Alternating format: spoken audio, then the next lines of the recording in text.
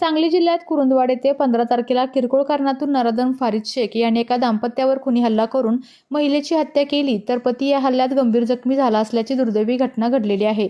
या घटनेचा साताऱ्यात सकल मराठा मुस्लिम समाजाच्या वतीने पोवई नाक्यावर आरोपीच्या फोटोला पायाखाली तुडवत जाहीर निषेध करण्यात आला।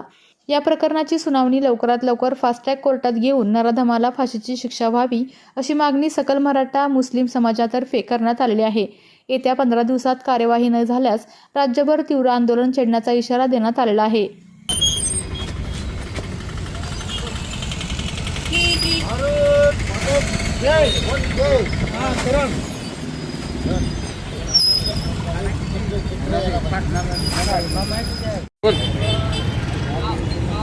दिनांक 15 ऑगस्ट रोजी कुपवाड या ठिकाणी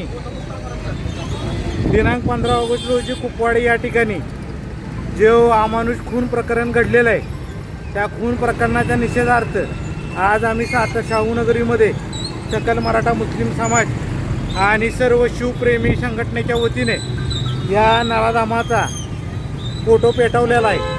प्रशासनाला विनंती आहे की प्रशासनानं तीव्रतेने त्याच्यावर कारवाई करावी आणि त्याला फाशीची शिक्षा द्यावी। या पद्धतीचा औदुंबर माज आम्ही महाराष्ट्रात चालू देणार नाही। देवेंद्र फडणवीस साहेब, आपणाला विनंती आहे, आपण हिंदुत्वाच्या नावावर निवडून येता, खऱ्या अर्थानं जर तुम्हाला न्याय द्यायला जमत नसेल तर खऱ्या अर्थानं तुम्ही तुमच्या पदाचा राजीनामा द्या। तातडीनं फास्ट ट्रॅक कोर्टामध्ये जाऊन या नराधमाला फाशीची शिक्षा देण्यात यावी, अन्यथा त्याला आमच्या ताब्यात द्यावा। काय नाराज नाव काय? शेख म्हणून नाव आहे, साहिल शेख।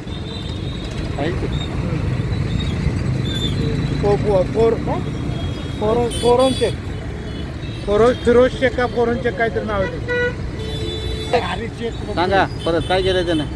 फारिद शेख नावाच्या एका नराधमानं दिनांक 15 ऑगस्ट रोजी किरकोळ भांडणातून हातोड्यानं ठेचून निर्मम खून केलेला आहे कुरुंदवाड या ठिकाणी।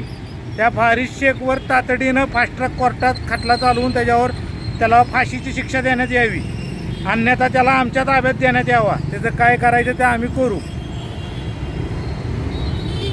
आपल्या तालुक्यातील जिल्ह्यातील बातम्या सर्वप्रथम पाहण्यासाठी आजच सातारा न्यूजला YouTube चॅनलवर सबस्क्राईब करा, लाईक करा, शेअर करा आणि बेल आयकॉन प्रेस करायला विसरू नका।